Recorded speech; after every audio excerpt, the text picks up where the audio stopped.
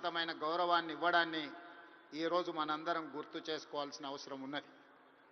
అదేవిధంగా వివిధ కారణాల చేత 14 సంవత్సరాల క్రితం ఆగిపోయిన ఈ కార్యక్రమాన్ని మళ్ళీ కొనసాగించాలన్న ఆలోచనతోటి మా ప్రభుత్వం నంది అవార్డులను ఈరోజు తెలంగాణ గద్దర్ ఫిల్మ్ అవార్డ్స్గా ఈరోజు మీ ముందుకు వచ్చి నిలబడి ఈ 11 సంవత్సరాలు తెలంగాణ రాష్ట్రం ఏర్పడ్డ తర్వాత తీసిన అన్ని సినిమాలకు సంబంధించిన డైరెక్టర్లను, కళాకారులను, కవులను, గాయకులను, సాంకేతిక నిపుణులను అందరినీ అభినందించాలి అని ఈరోజు ఈ కార్యక్రమాన్ని ఏర్పాటు చేసి ఇన్ని గంటలైన ప్రముఖులందరూ ఇక్కడ ఉండి పరిశ్రమ అంతా ఒక్కటే, ఈ పరిశ్రమకు తెలంగాణ రాష్ట్ర ప్రభుత్వం అందిస్తున్న ప్రోత్సాహాన్ని మేమందరం కూడా ఆహ్వానిస్తున్నామని చెప్పి ఇంత సమయం ఇక్కడ కేటాయించినందుకు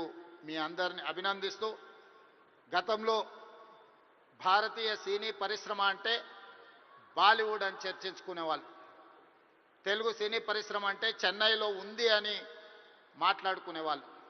కానీ ఈనాడు భారతీయ సినీ పరిశ్రమ అంటే తెలుగు సినీ పరిశ్రమ, ఈ తెలుగు సినీ పరిశ్రమకు హైదరాబాద్ వేదిక అని చెప్పి ఈరోజు మీరందరూ నిరూపించినందుకు రాష్ట్ర ప్రభుత్వం తరఫున మిమ్మల్ని అందరినీ అభినందిస్తున్నా.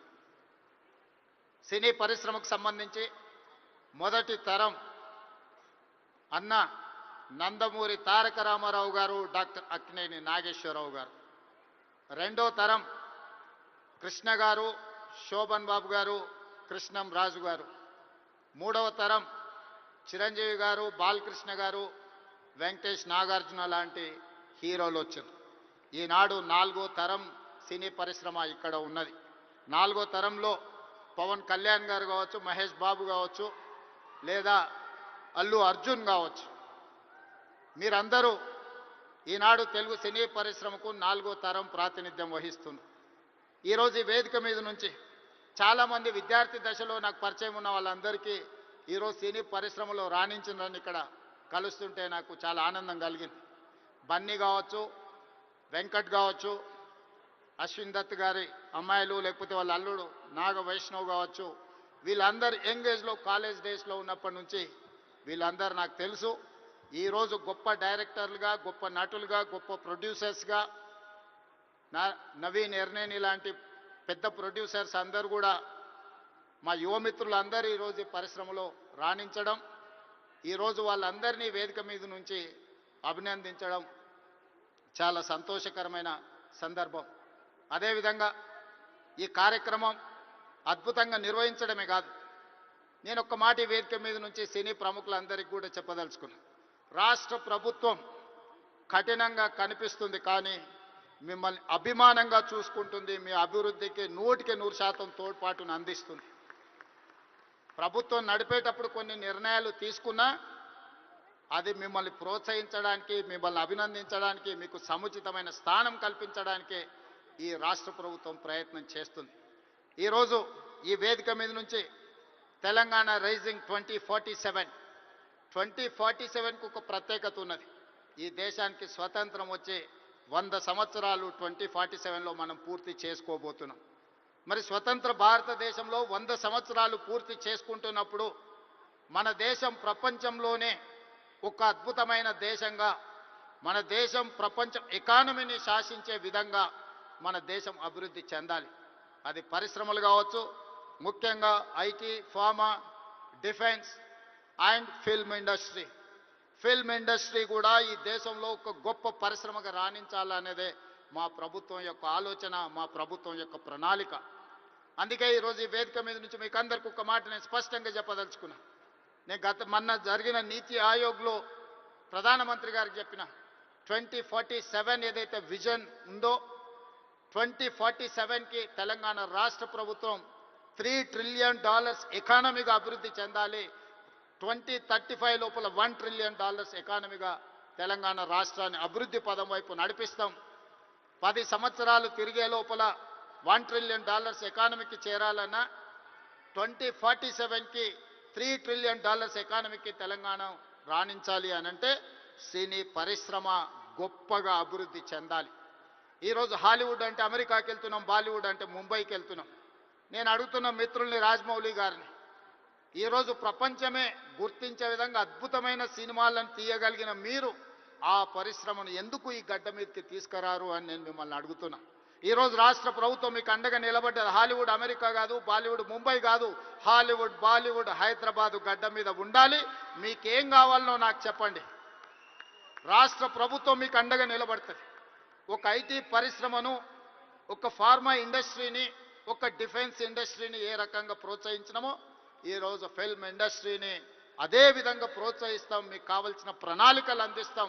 ప్రణాళికలు మీరు రచించండి. మా విజన్ డాక్యుమెంట్లో, తెలంగాణ రైజింగ్ 2047 విజన్ డాక్యుమెంట్లో ఫిల్మ్ ఇండస్ట్రీకి ఒక చాప్టర్ ఇస్తాం. ఆ చాప్టర్ని రాయాల్సిన బాధ్యత సినీ ప్రముఖులకు, ఇక్కడ ఉన్న పెద్దలందరికీ ఉంది. మీకు ఏం కావాలనో నాకు చెప్పండి.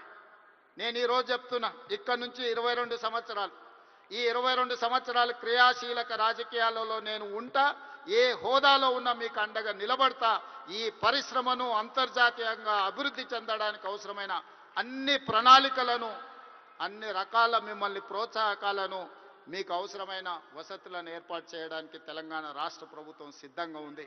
ఈరోజు vision document, Telangana means business. Telangana ఎవరైనా రావచ్చు, ఎవరైనా వ్యాపారం చేసుకోవచ్చు, ఎవరైనా వ్యాపారంలో రాణించవచ్చు. ప్రపంచ దేశాల నుంచి ఈరోజు ఫార్చ్యూన్ 500 కంపెనీస్లో 85 కంపెనీల ఫుట్ఫాల్స్ ఈరోజు తెలంగాణ రాష్ట్రంలో ఉన్నాయి. దేశంలో ఏ సిటీలో కూడా 500 ఫార్చ్యూన్ కంపెనీలలో 85 కంపెనీలు ఉన్న సిటీ హైదరాబాద్ సిటీ. ఈరోజు మెట్రోపాలిటన్ సిటీస్ చాలా సందర్భాలలో మాట్లాడుతుంటారు, బెంగళూరుతో పోటా, అమరావతితో పోటా, ముంబై, చెన్నై, లేకపోతే ఢిల్లీ అని.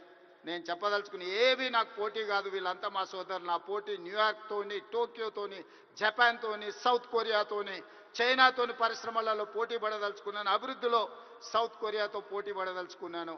జపాన్లో టెక్నాలజీలో పోటీ పడదలుచుకున్నాను. ఇది మా విజన్ డాక్యుమెంట్. తెలంగాణ రైజింగ్ 2047 ఒక విజన్ డాక్యుమెంట్ తయారు చేస్తున్నాం. మా మిత్రుడు దిల్ రాజు గారికి నా సూచన, అందులో ఒక చాప్టర్ సినీ పరిశ్రమకు ఉన్నది. ఆ సినీ పరిశ్రమకు సంబంధించిన చాప్టర్ మీ ప్రముఖులందరూ కలిసి మీకు ఏం కావాలనో చెప్పండి. తెలంగాణ రాష్ట్ర ప్రభుత్వం మీకు అండగా నిలబడుతుంది. నా కళ్ళతోని 2047 15th ఆగస్ట్ రోజు $3 trillion ఎకానమీని చూసినాక ఆ రోజు నేను రాజకీయంగా ఆ రోజు చాలా ఆనందంగా మళ్ళీ సినీ పరిశ్రమ వేదికను ఏర్పాటు చేసి నేను చెప్పింది ఇంతవరకు ఏది మిస్ కాలేదు. ఇంతవరకు నేను ఆలోచన చేసింది, నేను సాధించాలనుకున్న దాంట్లో ఎందులో కూడా ఇంతవరకు నేను ఫెయిల్ కాలే. నా సక్సెస్ రేషియో 100%. అంతెందుకు, ఇక్కడ అశ్విందత్ గారు అమ్మాయి ఉంది. అమ్మాయి కాలేజ్ స్కూల్కి పోయేటప్పుడు నాకు బాగా తెలుసు. అమ్మాయితో నవ్వుతూ అనేవాడు, నువ్వు రెడ్ల అమ్మాయిని పెళ్లి చేసుకుంటావమ్మా అని. సరిగ్గా రెడ్ల అబ్బాయిని పెళ్లి చేసుకొని ఇప్పుడు వేద మీదకి వచ్చింది. 20 years బ్యాకో 25 years బ్యాకో నేను చెప్పిన అమ్మాయికి, నాకు తెలిసినంతవరకు. సో నేను ఒకసారి చెప్పిన